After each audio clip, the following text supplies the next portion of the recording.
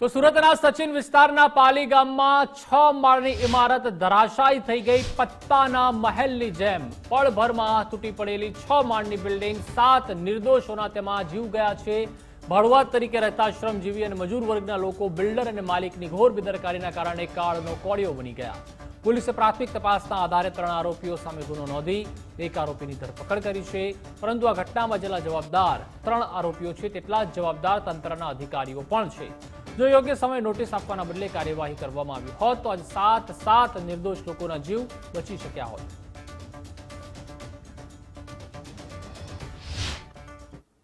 मेरे हस्बैंड थे, ड्यूटी करके आए थे, सो रहे थे रूम में। अब मैं ड्यूटी चले गई थी, 2 बजे करीब बिल्डिंग गिर गया। उस बिल्डिंग में 15 दिन पहले आई थी मैं, दूसरी जगह दूसरी बिल्डिंग में रह रही थी। न्याय चाहिए मुझे, मेरा आदमी चला गया, जो मेरा वरण पसंद करता था वही चला गया। लापरवाही की वजह से कितने लोग के बच्चे चले गए, पति चले गए, वापस नहीं आ सकता, नहीं दे सकता ना। તો 6 જુલાઈના રોજ બપોરના 2:30 થી 3:30 વાગ્યાનો સમય હતો જ્યારે બિલ્ડિંગ ધરાશાયી થઈ હતી। 5 થી 6 ફ્લેટના પરિવારો કાટમાળ નીચે દટાઈ ગયા હતા। ઘટનાની જાણ થતાં જ fire brigade, NDRF, SDRF, SMC, police, medical સ્ટાફની ટીમો ઘટનાસ્થળે દોડી આવી હતી અને રેસ્ક્યુની કામગીરી શરૂ કરી હતી। તાત્કાલિક અસરથી 5 જેટલા જેસીબી, 5 જેટલા હિટાચી મશીન બોલાવવામાં આવ્યા, પરંતુ માત્ર 1 યુવતીને જ બચાવી શકાઈ। 1.5 કલાક બાદ 1 યુવતીનું રેસ્ક્યુ કરવામાં આવ્યું। રેસ્ક્યુની કામગીરી દરમિયાન તમામ મૃતદેહોને સુરતની નવી સિવિલ હોસ્પિટલ ખાતે લઈ જવામાં આવ્યા, જ્યારે ઇજાગ્રસ્ત લોકોને પણ સુરત નવી સિવિલ હોસ્પિટલ ખસેડવામાં આવ્યા હતા। ये हम लोग का रूम भी टूटा है और जो आदमी थे वो पूरी तरह से घायल है।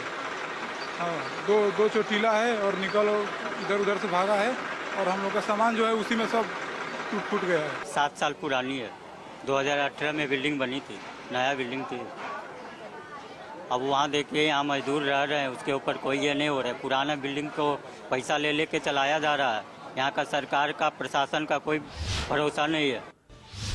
તો સમગ્ર ઘટનાના બીજા દિવસે ગુજરાત ફર્સ્ટની ટીમ દ્વારા અહીંના લોકો જોડે વાતચીત કરવામાં આવી, ત્યારે જાણવા મળ્યું કે ઘટના બની ત્યારે અહીં શ્રમજીવી અને કામદાર વર્ગના લોકો નાઇટ ડ્યુટી પતાવી પોતાના ઘરે આવ્યા હતા।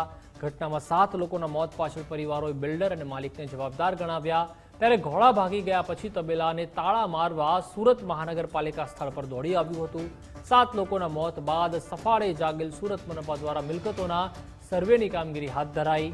આ બિલ્ડિંગ 2016માં બન્યું હતું અને બિલ્ડિંગ ખાલી કરવાની નોટિસ પણ આપવામાં આવી હોવાની વાત એસએમસીના અધિકારીઓ કરી રહ્યા છે, પરંતુ એપ્રિલ મહિનામાં નોટિસ આપવાને બદલે બિલ્ડિંગ ખાલી કરાવ્યું હોત તો આ મોટી દુર્ઘટના ન થઈ હોત। જોકે તપાસ કરતા અધિકારી જણાવે છે કે તમામ પાસાઓને ધ્યાનમાં રાખી આ ઘટનામાં યોગ્ય તપાસ કરાશે, ત્યારે આગામી દિવસોમાં 7 લોકોના મોત પાછળ કસૂરવાર લોકો સામે કયા પ્રકારના કડક પગલાં ભરાય છે તે જોવું રહ્યું। 3 આરોપીઓ વિરુદ્ધમાં ગુનો દાખલ થયેલો છે। બીએનએસની કલમ 105 અને 54 મુજબનો ગુનો દાખલ થયેલો છે। 3 આરોપીઓ પૈકી એક અશ્વિનભાઈ વેકરિયા જે છે આરોપી જે છે એ તપાસ દરમિયાન મળી આવેલ છે અને એમનું ઇન્ટ્રોગેશન ચાલુ છે। ઇન્ટ્રોગેશનના અંતે એમને એરેસ્ટ કરવાની અને આગળની કાયદેસર કાર્યવાહી કરવામાં આવનાર છે। એક્સપર્ટ તરીકે આરએનબીના અધિકારી, ગેરીના અધિકારી અને એફએસએલના અધિકારી પણ સ્થળ વિઝિટ કરી અને સેમ્પલ લઈ અને એને લેબમાં મોકલી અને યોગ્ય ચકાસણી કરી અને રિપોર્ટ આપશે એ પણ અમે તપાસના કામે લેવામાં આવેલા છીએ। સચિનના પાલી ગામમાં ગ્રાઉન્ડ પ્લસ 6 માળની બિલ્ડિંગ ધરાશાયી થવાની ઘટના બાદ સુરત મહાનગરપાલિકાનું તંત્ર હવે મોડે જાગ્યું છે અને હવે સર્વેની જે કામગીરી છે તે હાલ હાથ ધરવામાં આવી છે। ખાસ કરીને જ્યારે 7 જેટલા લોકો ઘટનામાં મોતને ભેટ્યા છે ત્યારબાદ સુરત મહાનગરપાલિકાનું તંત્ર હવે પોળ નિંદ્રામાંથી જાગ્યું છે, તે પ્રકારની સ્થિતિનું નિર્માણ થયું છે। દરેક જે જર્જરિત ઇમારતો આવેલી છે તેના ફોટો સાથેનો સર્વે શરૂ કરી દેવામાં આવ્યો છે।